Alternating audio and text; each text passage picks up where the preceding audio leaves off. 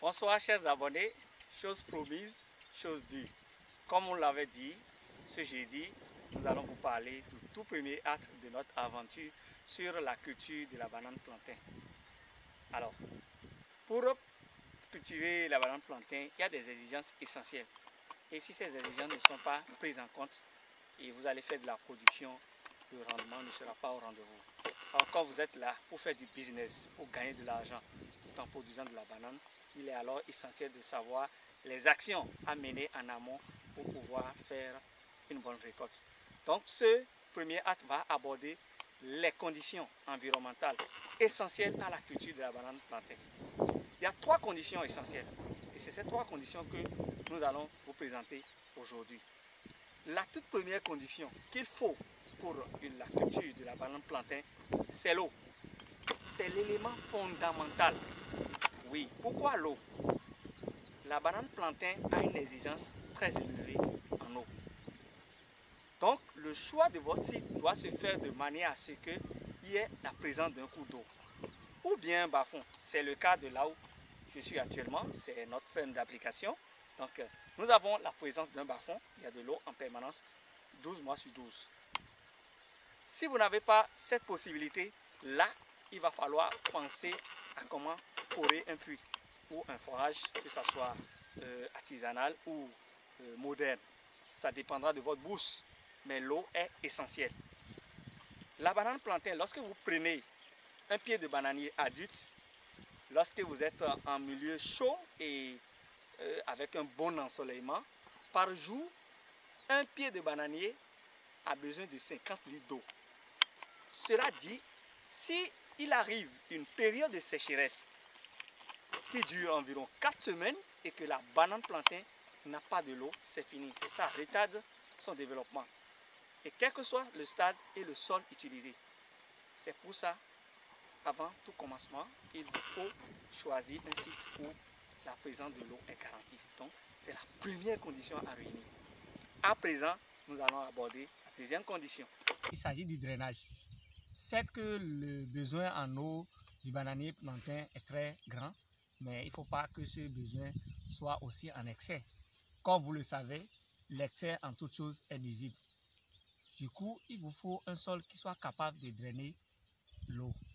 Donc, il faut que le drainage du sol soit modéré.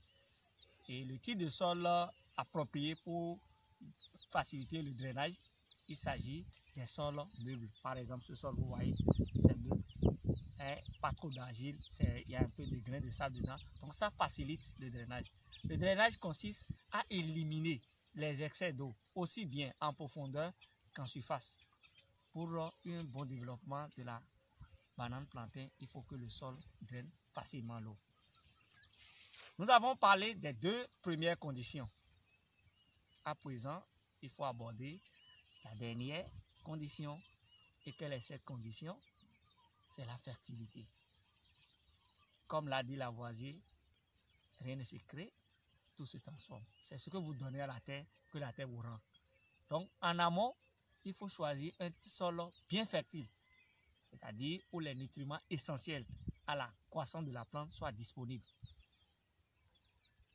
Si vous n'avez pas un sol aussi fertile que, comme moi ici, sur cette ferme, nous avons, parce qu'on n'a jamais cultivé ici, donc le sol est très fertile, vous voyez, vous allez devoir apporter le complément. Ceci peut se faire soit à travers l'utilisation des engrais organiques et accompagné des minéraux, ou bien vous pouvez directement acheter des engrais de synthèse. Mais pour les engrais organiques, il s'agit des rejets d'animaux. Et aujourd'hui, avec les fermes d'élevage qui pullulent un peu partout, la fiente de poulet est disponible, de porc, d'autres ruminants, mais essentiellement, le poulet est le plus conseillé, la fiente de poulet ou de porc, c'est très conseillé, donc vous pouvez l'utiliser pour fertiliser votre sol afin de faciliter le bon développement de vos plants et par conséquent un bon rendement. Donc voilà les 3 éléments que je rappelle rapidement pour vous.